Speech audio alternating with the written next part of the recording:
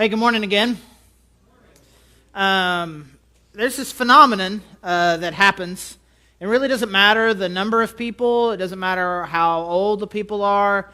With very few exceptions, there's this phenomenon where if you put a group of people together, that eventually they're going to segregate themselves into men and women. Right, so you have a whole bunch of it happens. We'll have the staff over, we'll have our small group over, whatever. It always ends up all the guys end up over here together, and all the women up here together. It's a phenomenon that I like to call it junior high dance. Right, so it just ultimately ends up where the things get segregated. And and I have a series of lame jokes that I recycle. And one of I'll be sitting there with a guy, and his wife's across the room, is like, dude, I think she wants you to ask her out, right? And so we'll just make this little joke, but it just kind of happens. And I wonder what that is, right? I mean,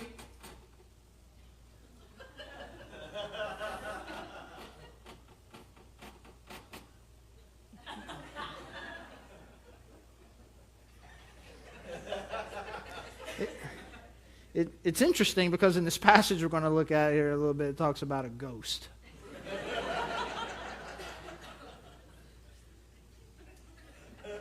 We'll just keep going.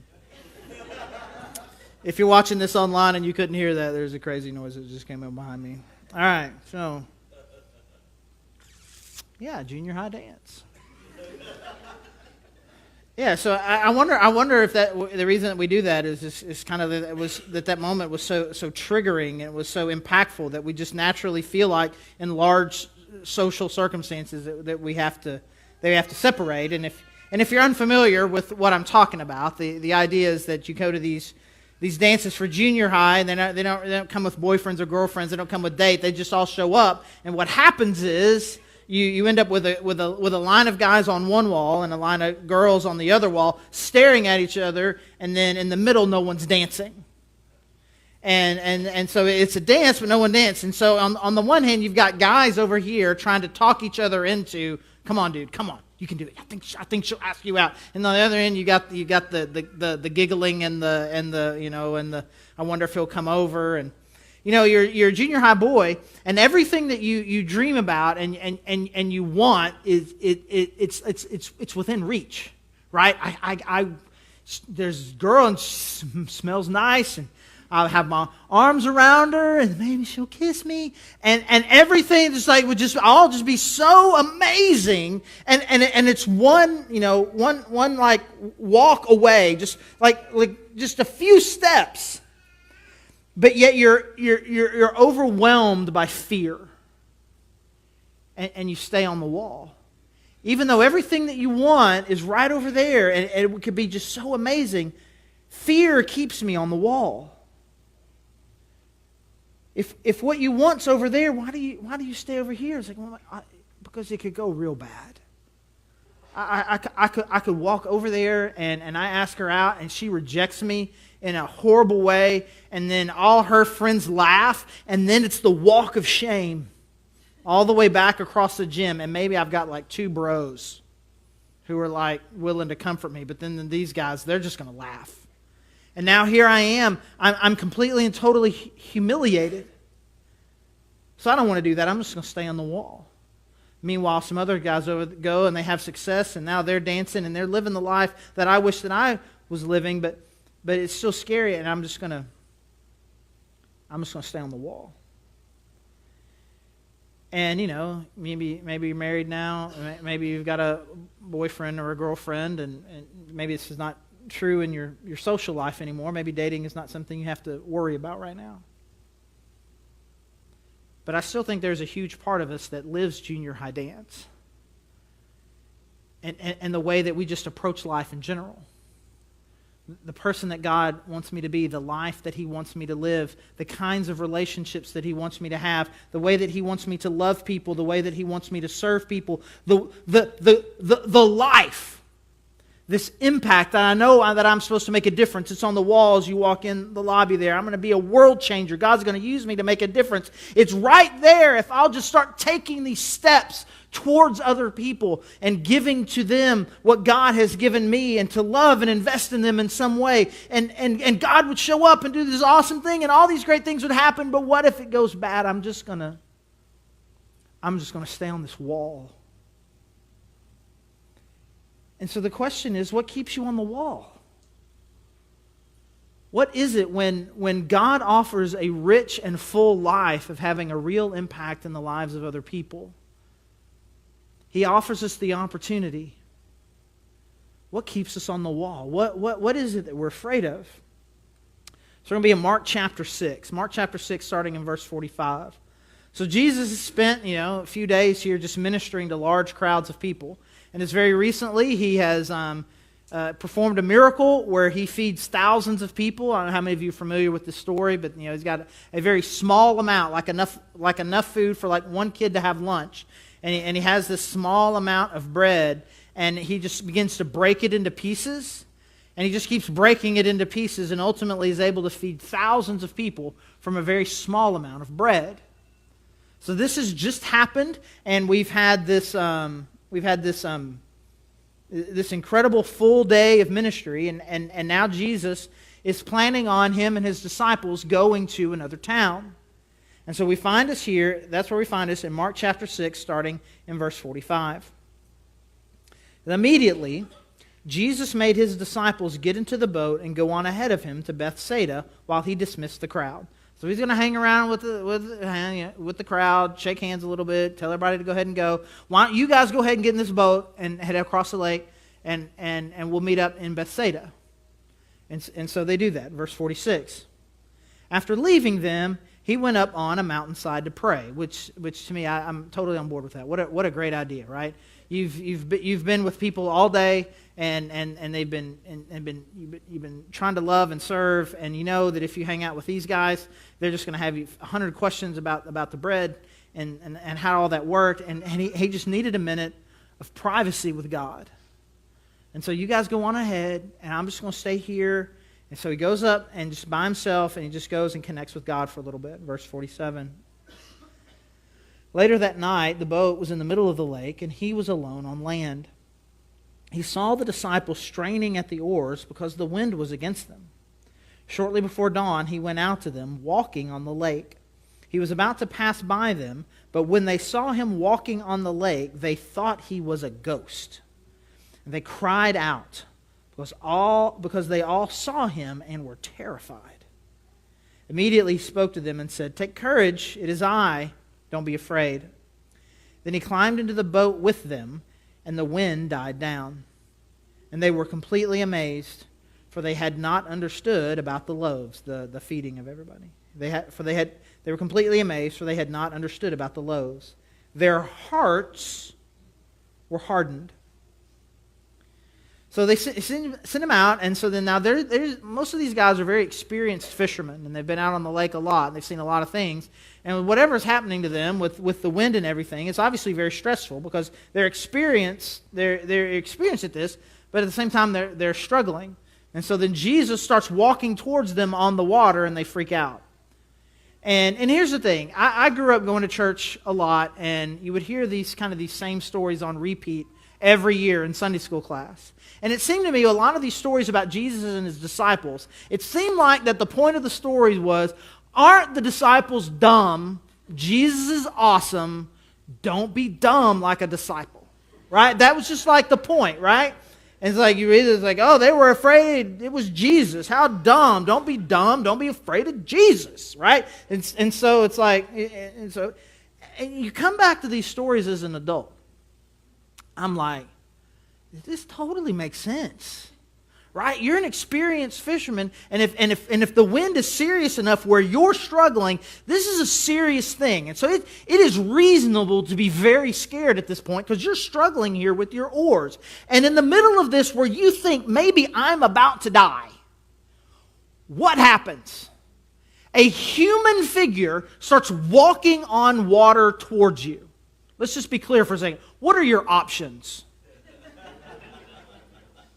What in the realm of realistic possibilities, what is this about to be? It says, they were amazed because they didn't understand about the bread. I don't care about the bread. I don't care how many people you feed with bread. That doesn't mean you have ghost powers. And they're scared. I mean, Grim Reaper, I guess, is an option, right? Ghost, that's the most reasonable one. If you were on the lake and a person starts walking towards you and on the water, you're thinking, it's ghost. Ghost is the most reasonable thing. So, wow. I would know it was Jesus. Stop it. I mean, just stop. Just stop. 2,000 years later, and you've heard the story a whole bunch of times, and there's another one that talks about it, and Peter comes out, like, of course it's Jesus. No, it's Jesus. Silly disciples. No.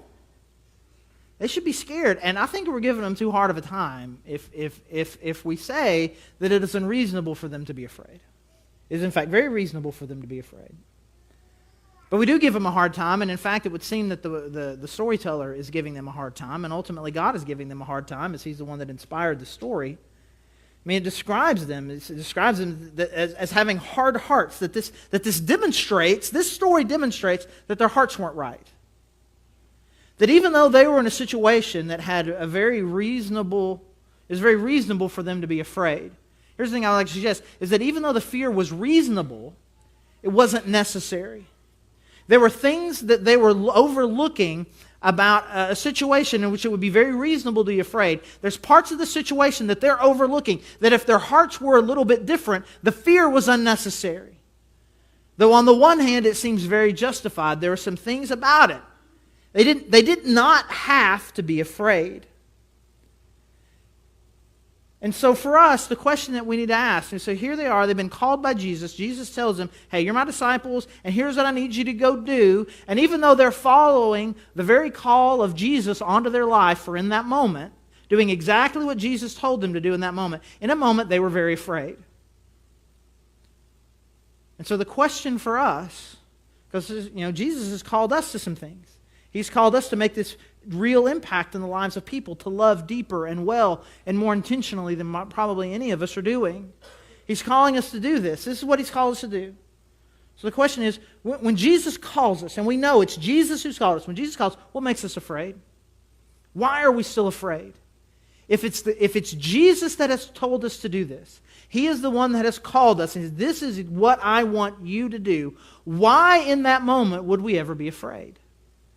And there's some reasons why they were afraid, and there's some reasons why we're afraid too. And I think if we'll look at this passage just a little bit deeper, we'll be able to see some reasons why they were afraid that even again, I want to acknowledge that it's reasonable.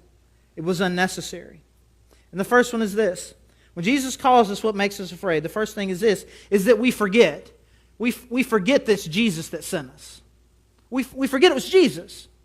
I mean, at this whole story, verse 45 starts with that. It says, Jesus made His disciples do this. Jesus said, this is what I want you to do. Go do this. And so this Jesus who told them to do this is He's good and is always out for their good and wants the best for them and loves them. And He says, you get on this boat and I'll meet you at Bethsaida on the other side. And in the moment, in the journey, as the journey began to get rough, as it had obstacles that they weren't expecting, as things happened to them, they're beginning to question the whole thing because they forget who it was that sent them in the first place. A good God had sent them. A good God who wants their best, who had made a promise to them that I'm going to meet you on the other side. And they forget about this. Again, if they had remembered, hey, this was Jesus. Because what happens often is that God will put you in situations. God will put you in situations that are difficult. God will put you into situations that have a lot of challenge to them. Even things that would normally make you be very afraid. But if we can remember the one who called me, the one who brought me here, then I can overcome all the fear and the anxiety and all the obstacles. I'm going to tell a completely unrelatable story. You just try to figure out a way to turn it into your own context, okay? So the thing that happens, being a pastor, and as long as I have, one of the most terrifying things that can happen for a pastor is the very first Sunday. The very first Sunday, it's terrible. It's terrible. They don't really know who you are. Even if you've interviewed there and spent some time with them, they don't know who you are. They want to be excited that the new guy is coming, but they're also a little bit nervous. And so 8 years ago, it was 8 years ago that our family moved here and started pastoring the Grove Church. And the church had been through some difficult times, and so they were the congregation. There's a few of you that were there that day. The congregation was pretty demoralized and frustrated, just down in general. So it was a tough crowd to begin with, right? And then there's just the awkwardness, really, the junior high dance of it. You kind of come like, hey, you want to dance? Like, right? And so I'm up there, so I'm trying to think, what are some things that we can do to kind of lighten this and make it good? My wife had this idea. She had this idea. And so the church is called the Grove. People who go to the Grove they're called Grovers. I got this gray Super Grover t-shirt. Like, I'm in charge now, I'm Super Grover, right? And so I'm up there, and you can just tell, you can see on their face, who's the idiot with the Sesame Street t-shirt? And I'm trying to be funny. Like, you guys are laughing now, and it's great, and it fuels the thing, and it makes the sermon better. So good for you. And I'm telling you, I thought I didn't get more funny in the last 8 years. It was the crowd, and I'm saying things, and it's just not going well. And meanwhile, you don't know this is a different building. It didn't have adequate AC. It was really hot in there, and I'm wearing a gray T-shirt, and you may not know this. I'm a prolific sweater, and so I'm up here in a Sesame Street T-shirt talking to people who don't want me there, and who aren't laughing. And it's not going well, and I just got this just gray band of sweat going right here, which is why I'm always now, always the undershirt, right? It wasn't good. Boy, it just wasn't good. And I wouldn't say it got much better. And the first year was bad. I mean, just a lot of heartache, a lot of frustration, a lot of hurt feelings, a lot of confusion, just a lot of different agendas, and it was hard. And you think it's not supposed to be like this, right? It's you're doing the thing that God called you to do. It's not supposed to be hard, but it is hard. It was scary, like Ghost on the Water, kind of scary. It's like, I mean, you bring your whole family to a place and it's just not going well, and it's hard. I mean, what are you thinking? Well, the only thing to think. Well, this is Jesus. Jesus is the one that brought us here. And so I'm not going to be afraid. I'm going to push through this because I know that a good God has brought me here. And a good God is ultimately going to do good in me and through me if I persevere. And so the idea that God has called you is not to mitigate the fact that it's not going to be hard, it's not going to be scary, it's not going to go poorly at times, but I can trust in a good God's call on my life. And so if He says that the way that I'm supposed to live and be and interact with people is this way, and I'm supposed to love this way and make a difference in people this way, then this is who I'm going to be. And I have to remember the whole time through the ups and the downs that it is a good God that has called me. And so that's one of the reasons why it makes us afraid, is that we forget this good Jesus has sent us. And this one is similar to it, but it's a little bit different. But so we forget that Jesus sent us, but then we forget who He is. We forget who He is. When we're talking about Jesus, we're not talking about some disinterested third party. We're not talking about someone who's got some good ideas but doesn't really know what's going to happen. Saying, hey, you know what you should do? You should go over there and do that. You should go over there and talk to those people. You should go over there. You should start a Bible study with your friends at work. And then he kind of goes, I wonder how it's going to go. Ooh, that's bad. Ooh, that's terrible. Ooh, I didn't see that coming. Oh, sorry, dude. I'll try to do better next time. Verse 51, it says, they were completely amazed, for they had not understood about the loaves. They didn't really understand who it was that they were following. Jesus, good guy, decent guy, is a good teacher. But they hadn't quite put it all together. It isn't just that this guy can do a miracle with bread. This is the God of the universe, with all the authority and all of the power and all of the knowledge. And if He has called us to go from this side of the lake to that side of the lake, and He said, I'll meet you at the other side of that lake, Then I don't know what's going to happen between here and here, but I know I'm going to meet him on the other side of the lake. Because God doesn't get surprised about things. He has the power. He has the knowledge. He has the ability. We already talked about it. He has the heart. What he says he's going to do, he's going to do. And if he truly is with me, I don't have anything to be afraid of, even if scary things happen. I don't have to be afraid. In the summer of 1995, my wife and I, we had been married a year when we were asked to lead a group of students to spend the summer in Kharkov, Ukraine. It was a city about the size of Dallas. The former Soviet Union had just kind of disbanded and was now open to missionaries, and so we were leading this group of college students to do a mission trip there. And a couple interesting things about our time there is that first, like the very first week we were there was this huge rainstorm. You wouldn't have, if you'd been in it, you'd have thought this is a big rainstorm, but you wouldn't have thought like this was life-changing. It was just a big storm. But what happened in that big storm is, the infrastructure in the old Soviet Union was not great. What happened is one of the sewage pipes broke, and all of that began to spill into the reservoir of drinking water.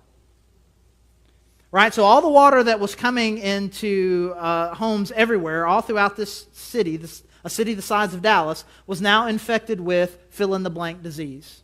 You just imagine a disease. Just imagine any disease right now that could possibly be in water, and it was in that water. The list was insane. And so then they just shut off the water, which is the smart call. But again, you're in a city the size of Dallas, and now there's no water. There's no water anywhere, right? Which is interesting. It makes cleaning yourself an issue, eating an issue, flushing toilets. It's all problematic. And but in the meantime, at the same time, there was an openness to hearing about Jesus that I'd never seen anywhere else.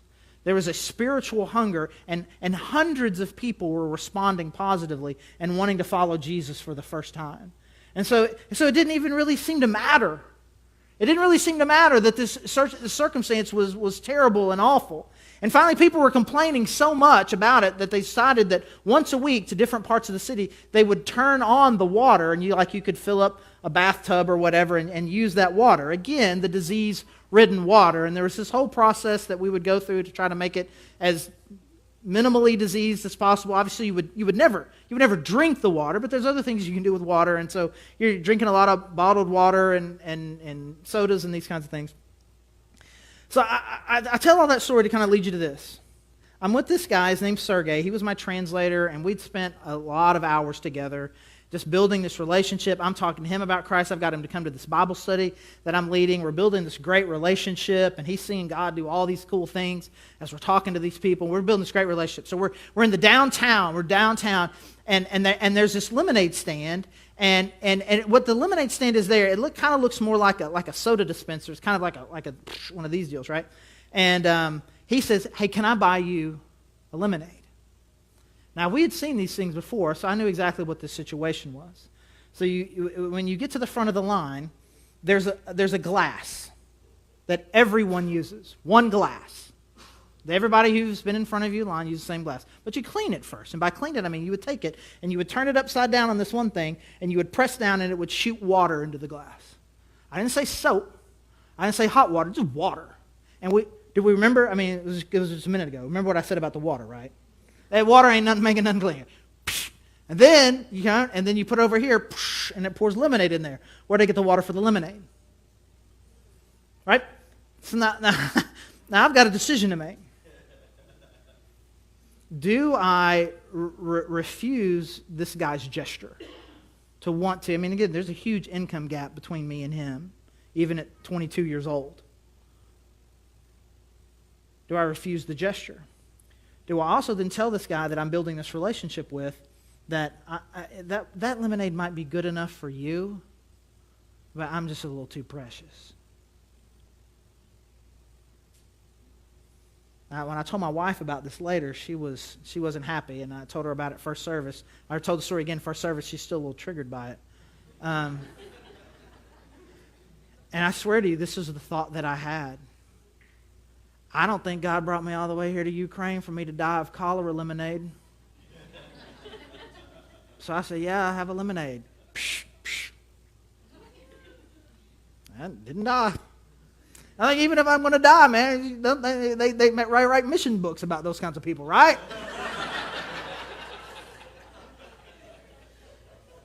But I had seen God work so powerfully for such a long period of time. There was just a situation of like, scary cholera lemonade didn't seem that scary in that moment. In hindsight, it's a dumb story. Don't drink that lemonade. But in that moment, it wasn't scary at all. It will be fine. Because the power of God and the hand of God that I had seen so consistently over so many weeks, it would only make sense that in this moment drinking this lemonade would be fine. So in that moment, I remembered the equivalent of the loaves. I didn't see him do the loaves, but I did see him do a lot of things. And that I'm going to be fine with this lemonade. So what makes us afraid when he calls us? We forget. We forget that it's a good God. It's Jesus, the good Jesus who wants our best. We forget that he's the one that sent us. We forget who he is and the incredible power and knowledge that he has, that all of the resources that God has is what Jesus has, and those are available for us. And then finally this, when Jesus calls, one of the things that makes us afraid is that we don't expect him to show up, which is crazy. It's crazy because Jesus had said to them, he said, you go over here and I'll meet you there. He didn't say how he was going to get there. There wasn't another boat. I don't know if he was going to walk around. He didn't say how he was going to get there. He just said, I'm going to get there.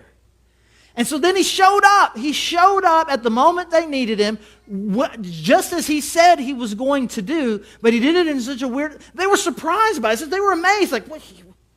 Jesus? They weren't expecting him. They thought they were on their own.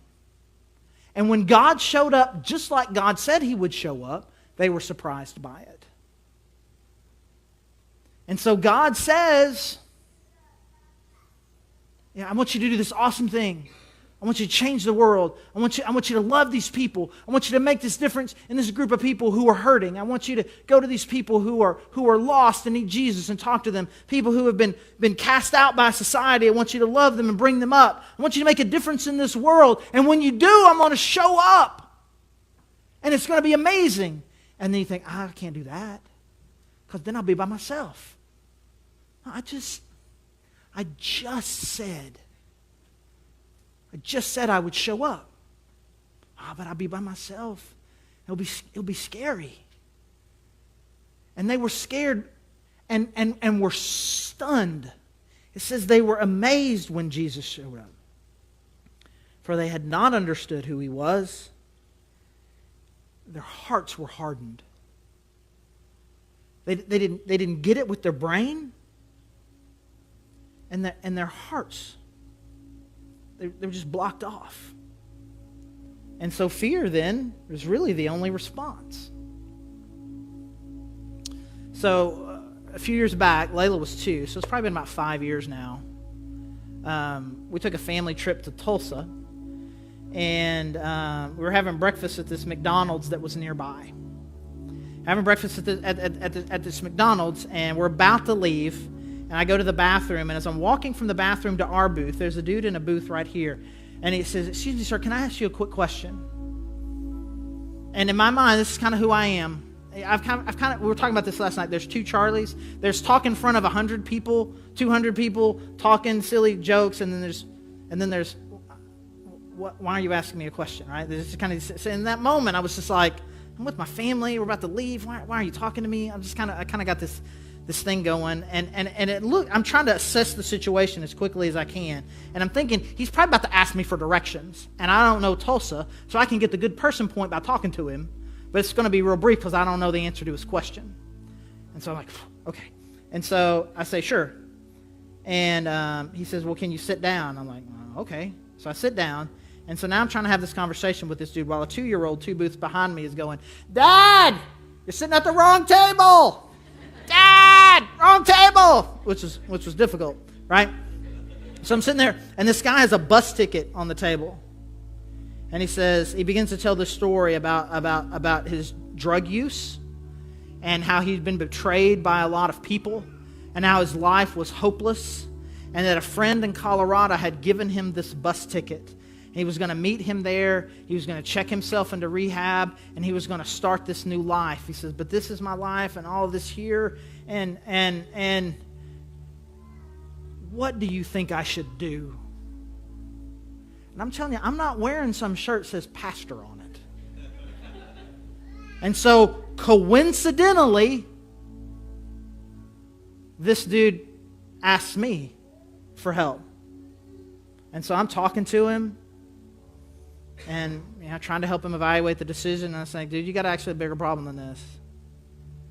There's a part of your life that's not going to be solved by a location, whether you're in Oklahoma or Colorado. And I began to talk to him about Jesus and about forgiveness and about life that you can have with God.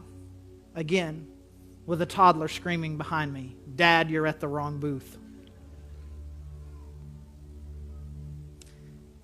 When I left, he was planning on getting on the bus. When I left, he was planning on, he was wanting to give his life to Jesus. But it didn't surprise me. As weird as the story is, it didn't surprise me that this random person, coincidentally, in this major life crisis, happened to be at a McDonald's that we were never planning on being at, and a strange set of circumstances, a thing that ended us up there in the first place. It was very strange and unusual, but God showed up. Now, I had no way of getting back a hold of this guy. I have no idea really what's happened in his life in the 5 years since then. But here's the thing that I believe, because of the thing that I believe about God. I believe that 50 years from now, when he and I do get to meet again, it's going to be an incredible story about how the God of the universe turned his life upside down. That's what I believe, because that's what God does. But God only does that when we get off of the wall. And too many of us, we think that we don't have stories like this. Well, Bob Goff, man, he's just kind of got that personality, and he's an author, and things like that happen. Well, you're a pastor, and things like that happen to pastors, to those kinds of people. They don't happen to normal people like me. And I'm telling you, the only reason that it doesn't happen to you is because you're staying on the wall.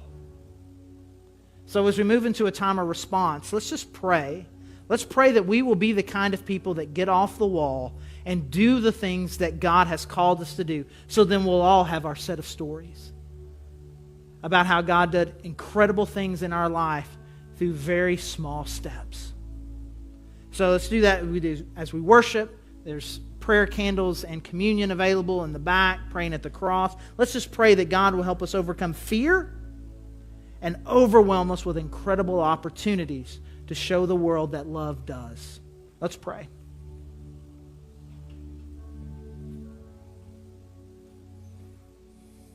God, I thank you. I thank you so much for, God, I thank you that we live in a world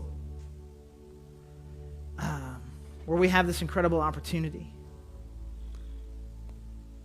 God, and I just pray that we will be men and women with hearts to make a difference. That we would overcome all the fear that keeps us from saying yes to the things that you've called us to. That we would know who you are. God, that you are good, that you are powerful, and that, God, that we would expect you to show up, and that you would. And God, I do pray that years from now, this room and these people in this room would just be filled with life-changing stories where you did something amazing in us and through us. And we love you, God. And it's in your Son, Jesus' name, that we pray. Amen.